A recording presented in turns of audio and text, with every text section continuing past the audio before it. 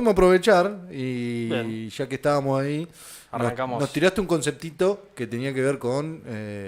Sí, la idea era un análisis histórico sobre los orígenes y Ujú. las transformaciones a través del tiempo de la idea del liberalismo, que es muy amplia.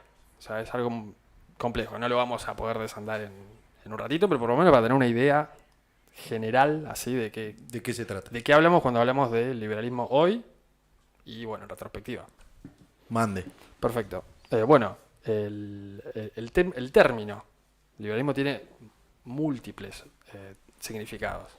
Desde lo filosófico, desde lo económico, desde lo político y también desde lo cultural. A ver, cuando hablamos del sentido político lo asociamos al espectro más tirando hacia la derecha, al económico político.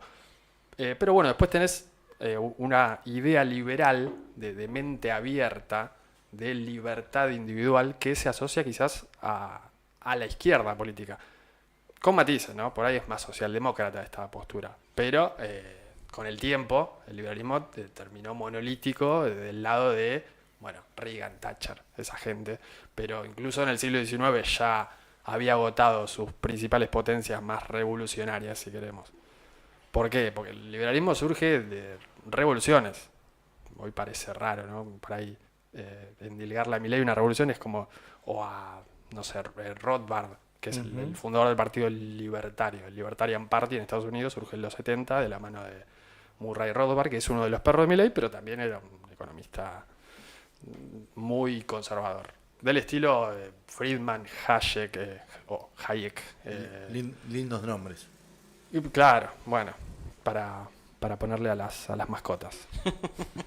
Pero bueno, esta gente surge la escuela austríaca, que es del siglo XX, es en la que mayormente se basa Milei, pero no es muy acorde al liberalismo clásico. Y a su vez el liberalismo clásico sobreviene de una sopa de transformaciones, de una batalla de ideas del siglo XVIII. Sí, por ahí le podés buscar un origen en el Renacimiento tardío o sobre todo más que nada en la Ilustración. Vos tenés ahí en Francia y en Inglaterra una lucha intelectual, bueno, John Locke, Voltaire, Montesquieu, que de él deriva la división de poderes. Su obra El espíritu y las leyes habla de que el poder del monarca no puede ser algo omnímodo, no puede decidir todo. Que de hecho igual en la práctica no pasaba. El rey no era que elegía y dirigía y se hacía lo que decía el rey. Eso por ahí es una visión también sesgada. Ajá. Por ejemplo, cuando hablamos de que la Edad Media es una época de oscuridad. Bueno, sí, pero hay matices. Claro. El rey no hacía lo que se le antojaba, digamos. Había, por así llamarlo, bueno, en Francia se llamaban estados generales, en España eran las cortes, en Inglaterra era el parlamento, eran cámaras de nobles, pero más que nada de comerciantes que se oponían o estaban de acuerdo con las propuestas del rey. Y muchas veces había una tensión entre uno y otro, entre un grupo y la monarquía. Pero ¿qué pasa? Había un sector de la nobleza más progresista, que es el que va a abrazar las ideas del liberalismo temprano, que va a ser revolucionario. De ahí van a surgir las revoluciones burguesas o revoluciones atlánticas, porque se dieron en Francia e Inglaterra, después repercutió en Estados Unidos y también en América Latina. Y las guillotinas. La guillotina, ¿no? Sí. Pero bueno, la Revolución Francesa tiene un carácter más universalista, porque vos en la Revolución Inglesa, que es del siglo XVII, 1642 es la Guerra Civil Inglesa, 1688 es la Revolución Gloriosa, como le pusieron los ingleses del partido Whig, que es el partido liberal, en oposición al partido Tory, que es el partido conservador, son los dos partidos históricos en Inglaterra. La Revolución Gloriosa fue más vista por ahí, más encapsulada lo que fue la isla de Gran Bretaña. O sea, no surgió, no se derramó al continente, mucho menos al mundo. Ahora, la Revolución Francesa tiene un impacto incluso hasta el día de hoy y barrió con todo el orden de lo que se pasó a llamar el antiguo régimen, Claro. que es el orden feudal. Hay una metáfora temporal, espacial muy interesante para ver esto, porque vos el feudalismo lo podés ver en dos dimensiones, en 2D. O sea, tenés el rey arriba, por debajo tenés a la nobleza y después tenés a el pueblo llano, o el campesinado, los comerciantes. eso, ahí lo puedes ver el feudalismo. O sea, muy básico, en 2D. Pero ¿qué es lo que dice el liberalismo? O sea, el liberalismo mirándose a sí mismo. El liberalismo del siglo XVIII, siglo XIX, dice, bueno, yo soy un agente económico y estoy rodeado de otros agentes económicos que en pie de igualdad compiten conmigo. O sea, es una visión 3D, o sea, es un upgrade de lo que fue el antiguo régimen o la etapa feudal. Y bueno, así se ve el liberalismo en la teoría. Después, digamos que en términos prácticos hay mucho de papel mojado, ya lo sabemos todos esto. Pero bueno, eso no quita que no significó un avance. O sea, el liberalismo con respecto a las monarquías absolutistas y que tenían un sistema mercantilista que ya iba quedando obsoleto, fue un avance. Carlos Marx está de acuerdo con usted. Claro. Lo escribió en el Manifiesto Comunista. Bueno, el manifiesto dice que la burguesía es una fuerza progresiva sí, en ese momento histórico. Que desata un montón de... No. Tengo algo para preguntarle, pero tampoco sé si quiero interrumpir ¿Qué pasa cuando arranca el capitalismo? Que no sé si es en el orden, ¿no? Por ahí tenés algo más para decir en el medio. Lo que pasa es que el capitalismo no es que no hay un punto de partida. No, es como se va desenvolviendo a lo largo de siglos. Suponete que llegamos al siglo XX. Bueno, en el siglo XX ya el liberalismo se agota en su capacidad transformadora y revolucionaria. Ya, bien. Es como algo que se establece. En cierta manera, políticamente queda anquilosado. Digamos. Bien. Porque sobrevienen, bueno, las crisis del siglo XX, sobre todo la principal es la del 29, el crack de sobreproducción del 29, que genera un problema social y político y de conflicto bélico más importante hasta hoy, que es la Segunda Guerra. Eso y además pide medidas nuevas, digamos. Sí. O sea, digamos que el liberalismo, ¿por qué digo que hay mucho papel mojado? Porque no, a ver, el libre mercado como una entidad única no ordena todas las cuestiones de índole social y cultural y política. O sea, vos necesitas, sin duda, el apuntalamiento estatal. De hecho, el liberalismo surge también en un marco estatal. Sí, con un apoyo de parte de la nobleza. Y parte de los comerciantes, que algunos desdeñaban la nobleza y otros se erigen como lo que finalmente pasan a ser, que es la burguesía nacional, en este caso Francia, Inglaterra, Holanda también. Y bueno, y España, que tuvo un intento ahí que nunca lo pudo desarrollar, pero también los liberales españoles son muy famosos. Entonces, ¿y qué cambios atraviesa el concepto de liberal a partir de esas modificaciones de los regímenes políticos? Y bueno, vos lo tenés mucho más abocado en sus orígenes a la defensa del republicanismo, de la democracia, de las libertades individuales, de los derechos individuales. O sea, es una ideología del individuo. O sea, se basa abstracto, ¿no? Porque es todo muy... Después sí, ahí se ponderan líderes, también por otro lado, pero el liberalismo plantea esto. Es una doctrina individualista que dice que, o por lo menos propone, una libertad individual. Después, esto se complica a lo largo, sobre todo ya desde el vamos.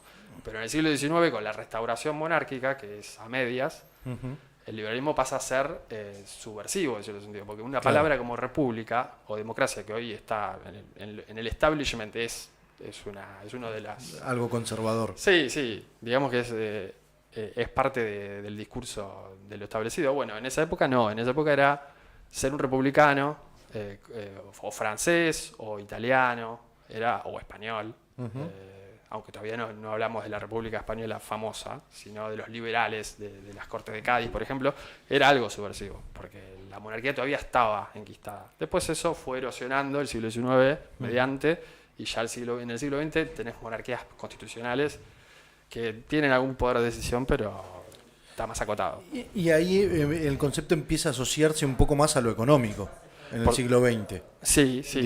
Ya no tanto al plano de las ideas y de las organizaciones del Estado, sino a la economía. No, en el siglo XX ya tenés lo que se conoce como neoliberalismo, pero eso es de la segunda mitad del siglo XX, claro. Porque vos antes tenés el surgimiento del estado de bienestar, el welfare state, Keynes, y en Inglaterra un ministro laboralista, Beveridge, que es muy importante para la idea del welfare state, que él lo que propone es, bueno, el Estado tiene que hacerse cargo de las problemáticas sociales, porque si no, chicos, viene algo que se llama socialismo, que tiene una banderita roja que es Claro. peligroso. Que la viene pegando. Ya viene hace unas décadas complicándonos la vida. Entonces, bueno, ahí se despliega el Estado de Bienestar, que viene a contrarrestar estas ideas por ahí más radicales, desde el punto de vista de la izquierda.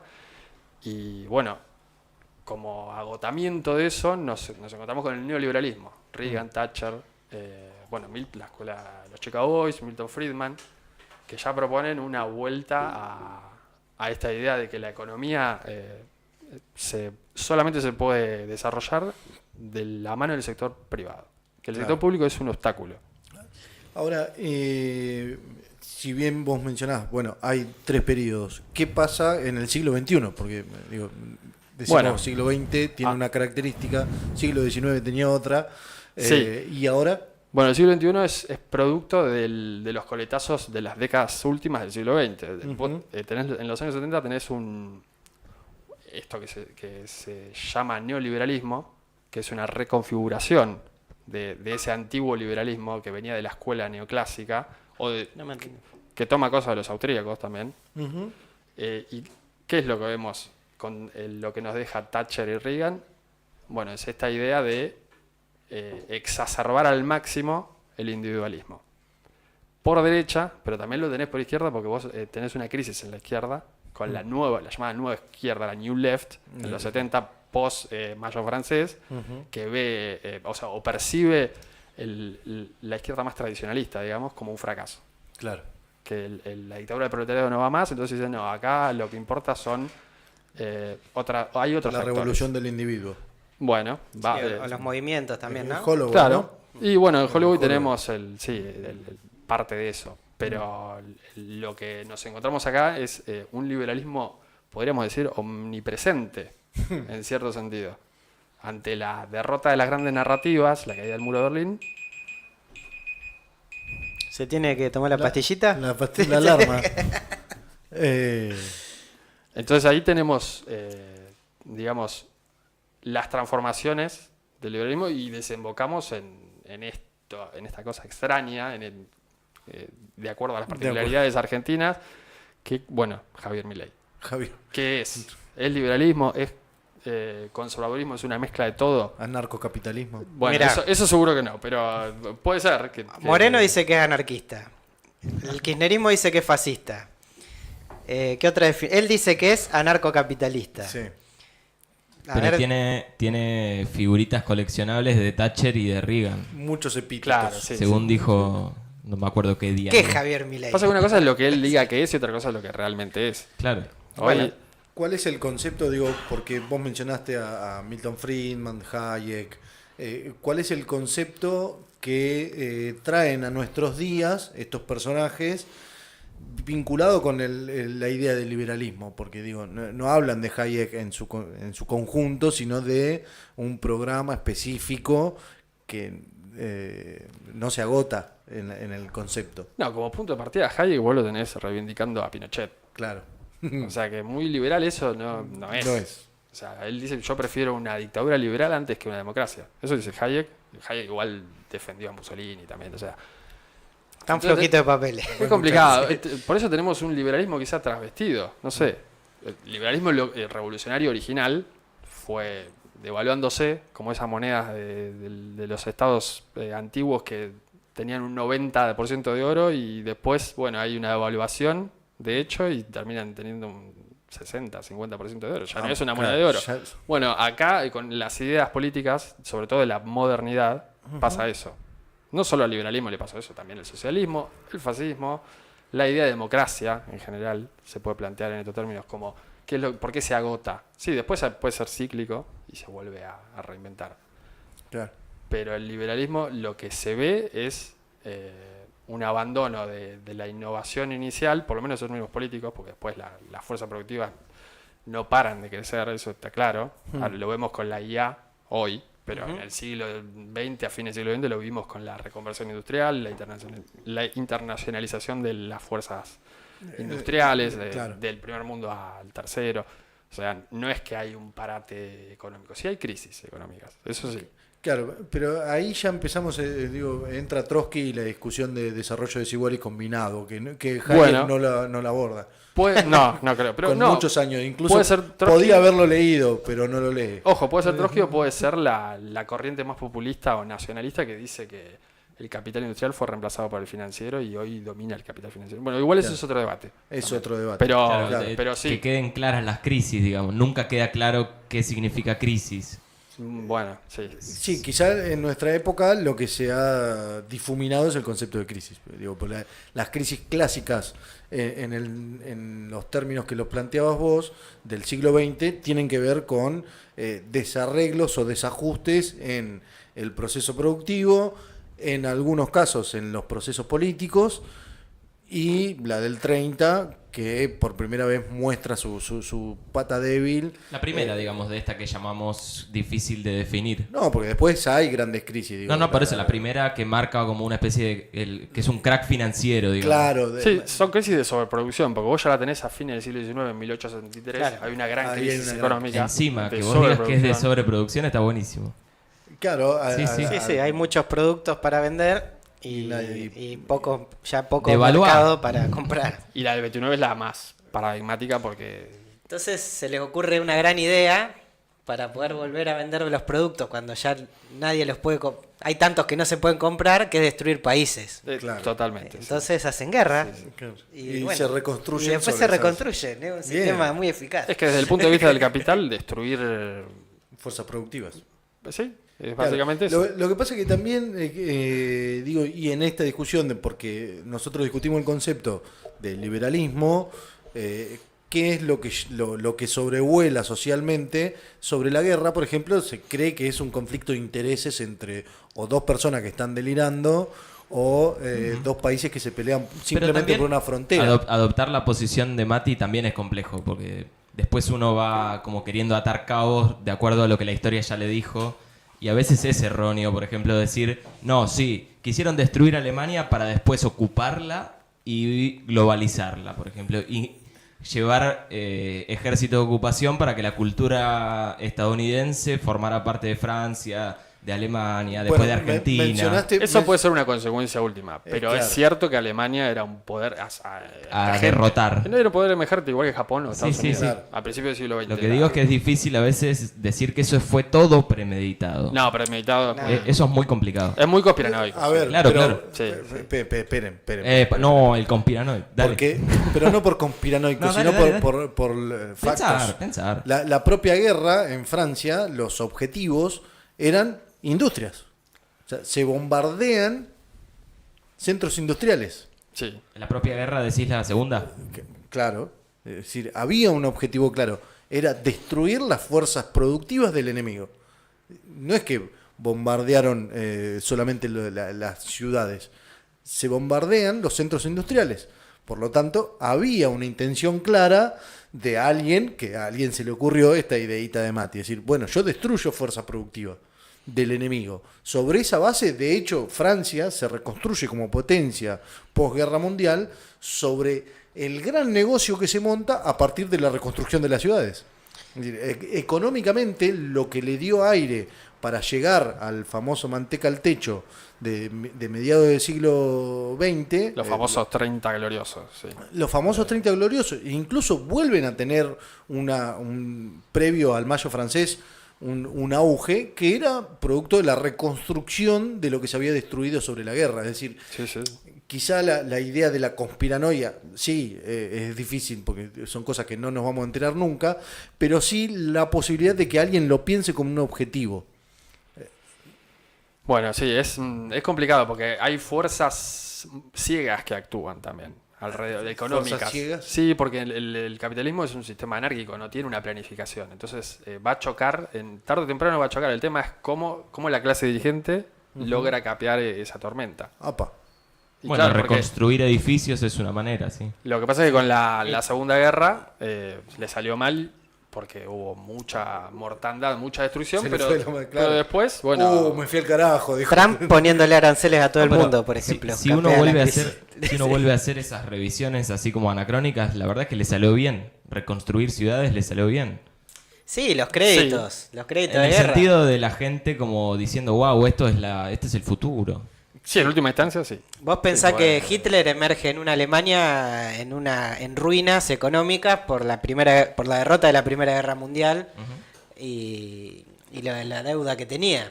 Entonces surge Hitler como un nacionalista que va contra el establishment, pero el tipo Sí, por lo ahí que no- hace es crear un imperio a partir del trabajo esclavo con toda la gente que metía en los campos de concentración. O sea, Sí. como el trabajo también siempre está en el centro de la escena. Sí, igual, claro, pensar, es cierto lo que dice acá nuestro querido operador Lucas, pensar en los conceptos que tienen que ver con la conspiración es complejo porque tiene que ver con el análisis, con una teoría que por ahí tiene más o menor solidez. Pero lo mismo se planteaba cuando se decía, che, bueno, el capitalismo se está reconstruyendo sobre la base de la caída del muro de Berlín. Y a la vista está que cuando cae el muro de Berlín se triunfa la economía capitalista sobre la Rusia comunista, hay un aire económico que el imperialismo y el capitalismo recibe. Es un tercio del mundo con mano Y de de obra hecho barata. ahí se empieza a gestar lo que hoy nosotros estamos viviendo de esos polos productivos orientales, Tailandia, India, Singapur es el otro que tenía muchas sedes, Sí. China, Sí, para mí el son- sur de China. son procesos- Indonesia, Vietnam. Sí. Son procesos un poco más Indonesia, extensos. lo de Indonesia es Sí, fenomenal Taiwán. y empieza en ese periodo. Sí, estos ex sí. comunistas. Un poco Claro. antes incluso, te diría. No se produce, no hay. No es en el muro es como el ejemplo, ¿no? Sí, es Como el decir, corolario claro. de una etapa que... Pero Pero obviamente en muchos que países el- directamente no ingresan, Tito, la Sí, Yugoslavia de Yugoslavia. Tito. Sí. No ingresan sino hasta después de la caída del muro. Sí, porque sí. el muro implica un triunfo simbólico Claro. que le permite a Estados Unidos en particular, un poquito a Alemania también, decirle a toda la parte de Oriente, che, nosotros somos los que triunfamos, no se equivoquen. había sociedades muy sufridas en el comunismo. Sí, pero fíjate Sí, cómo sí, porque el triunfo de la democracia sobre el comunismo, entre comillas, Ujú. termina siendo un golpe al salario a nivel global. Porque el giro productivo de todas las empresas yanquis, de las potencias triunfantes, lo que decía Andrés, que van a operar en los países del sudeste asiático, hace que baje objetivamente el salario en todo el mundo. Entonces, como lo que se vende como un triunfo de la humanidad, donde la democracia termina con las tiranías, que hay parte de verdad, termina siendo una gran derrota para la mayoría de la humanidad, que somos los trabajadores, que pasamos a ganar menos y a tener un montón de... Escuché ahí un... Ahí está el chavo. Mira, justo que estábamos hablando de trabajadores, Justo estaba por decir escuchó justo que movimiento estábamos- obrero y apareció. Claro, había que mencionar la palabra trabajadores y aparecía. Bueno, interesante, me encantó en la instancia. Primero que es un concepto para seguir pensando, me parece. Sí, sí. Así que ya lo comprometo. Y segundo que me parece que es un debate también que tiene que ver con, porque ha sufrido muchas actualizaciones el concepto y es importante entrar en ese debate porque hoy tiene mucha vigencia No, aparte del triunfo de la democracia liberal. el triunfo de la... ¿Pero qué? ¿Es un triunfo? O, pues según Marx, la burguesía se reinventa cada rato, pero Aparte en el siglo XXI habría que pensar si es democracia. bueno. El liberal es seguro, pero Ah, democracia sí, sí, no claro. lo sabemos Dictadura liberal. Bueno, amigos, amigas, como habíamos anunciado, no sé si me da el ok acá, yo lo estoy escuchando, iba a estar charlando con nosotros Horacio Arreceigor,